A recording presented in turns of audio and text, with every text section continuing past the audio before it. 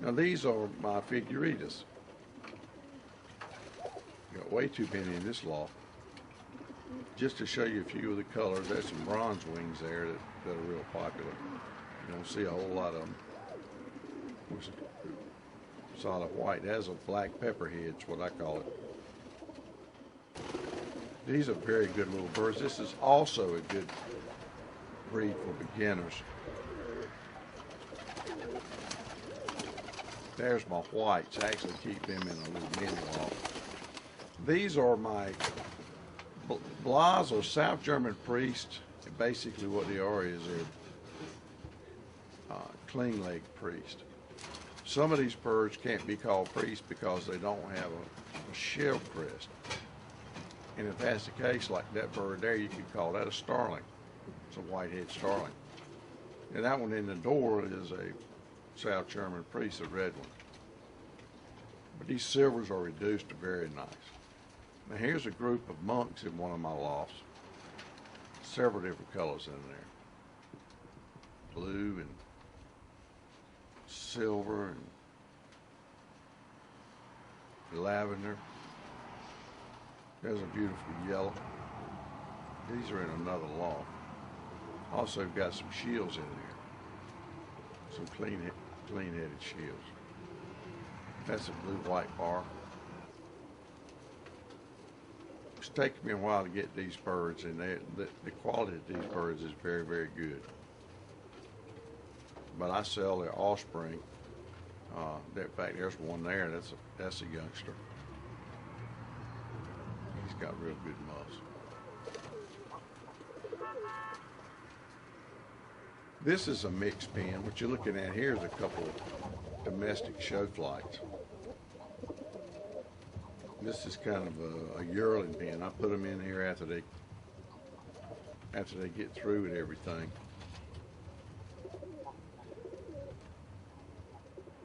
And then I'll divide those up and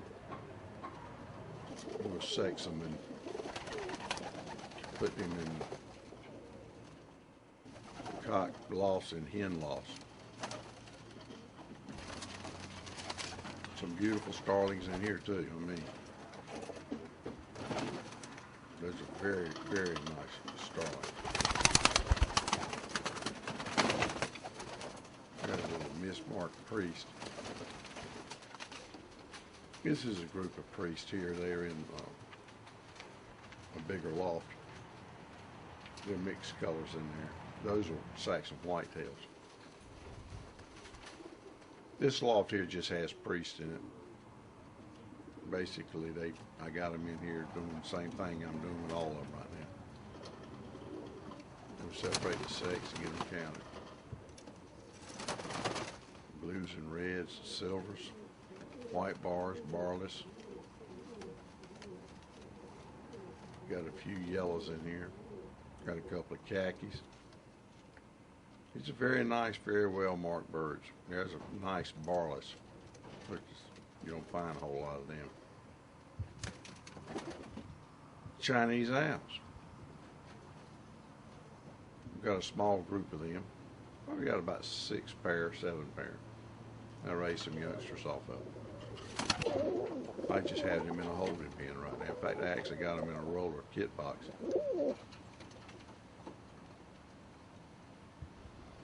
It's a very popular breed. Very popular. I'm really not that up on my Chinese owls.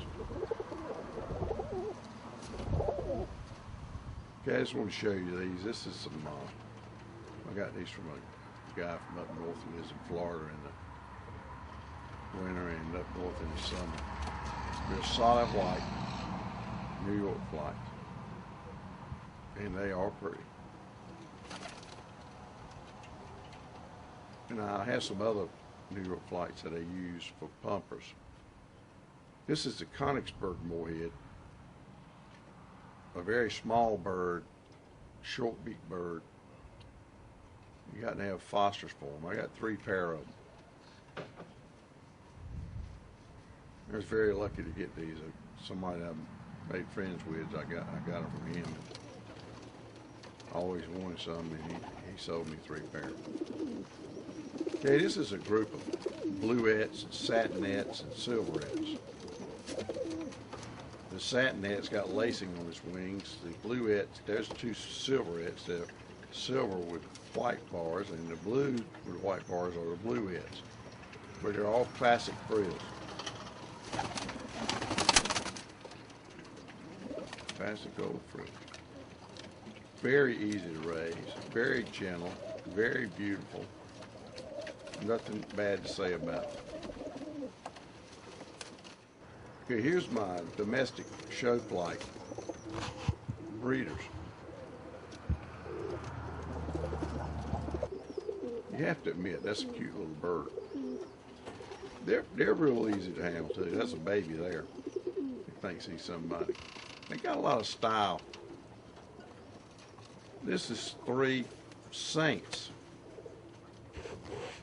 which is also kind of a rare breed. Saints are. This is a beautiful capuchin. They don't get much better than that until you see the mate. Look at that thing. I got them in a breeding pen. It shows you how little I know about them. The babies, one of them's black and one of them's brown. This is a group of red starlings and silver starlings, and I have the red pheasants, the red Swabians, then I have the silvers in there. Again, I'm doing the same thing, just putting them all in there to get a count on them.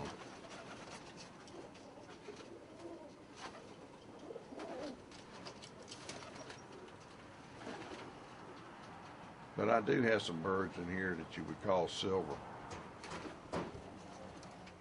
Okay, this is a Thai laugher, voice pigeon.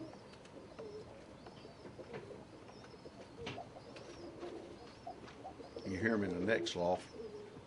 That's the Arabian trumpeters in the neck slough. The ones I have here are all white. You could hear them talking. It's a pair of youngsters they got. Here are the Arabian trumpeters. They're next door to the Thai laughers. There's always something going on. They come in some really unique colors. There's a young bird there. Got 1 pair of that color. They do real good. Okay, what we have here now is our Swiss crescent. The nickname for them is moon pigeon because they have a crescent on the front of their chest, like starlings do. But this is a yellow face. There's a red face, but I don't have any of the red.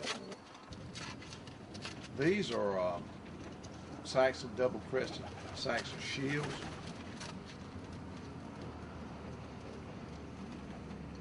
They're pretty good birds. I got some pretty good ones, but I only have 2 or 3 pair of them. That's my problem.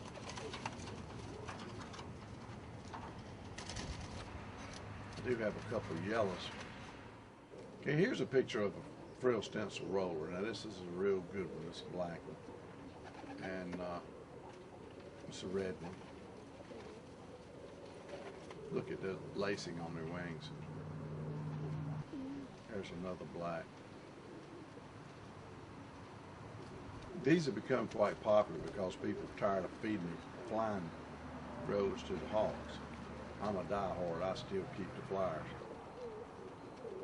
You can call that a yellow, but that's a real good bird there. And you can see that lacing. It's stencil patterns on the edge of each feather. And check this one out. This is probably the best looking pigeon I've ever had. Somebody gave it to me. Okay, here's my regular performance rollers. They're Turner high performance rollers from James Turner, Greenwood, South Carolina. And these are my breeders.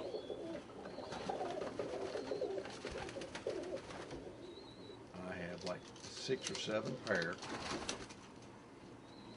And if you like performing rollers, I'll just go ahead and tell you, I've had several different strains and families and one thing, but this has been the best by far. This is a pretty little bird. I've had this bird. You see how his head's cocked all crazy? He was like that when he was a baby. That's a pencil roller. But that little bird with his head cocked has been like that since he was a baby. I just didn't have the heart to put him down.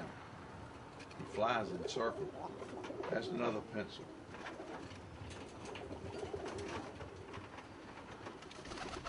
This is my kit birds here. I've been flying them the whole season. Start out with 15, I'm down to 13. Here's some footage I took of them. It's really hard to video these little buggers the way they fly. You'll see them, they'll peel right out of there, they'll be spinning. See them? They're fun to watch. I fly mine about every day, or at least every other day. And I'm flying mine late in the afternoon. I'm not telling everybody to do that, but I haven't had a hawk to get one of them this season, so I think that's pretty good. I tell you, I've got a lot of starlings and some New York flights that they're basically free fly. Look at that. They peeled on there to them. Basically free fly. They stay out all the time, except at night. I shut them up at night. And the hawks can't catch those birds. And I think they don't want to waste their time at my house because they can't seem to get any meat. So that's what the deal is. Wish I could figure out how to video these things a little bit better. But anyway, that's my birds. I give you an idea of what I got. And you know, like I say, we sell birds year round, unless it's too cold or too hot to ship. But if you're interested in some of the birds, I'd certainly like to help you. And one thing you'll find when you call us, we usually have some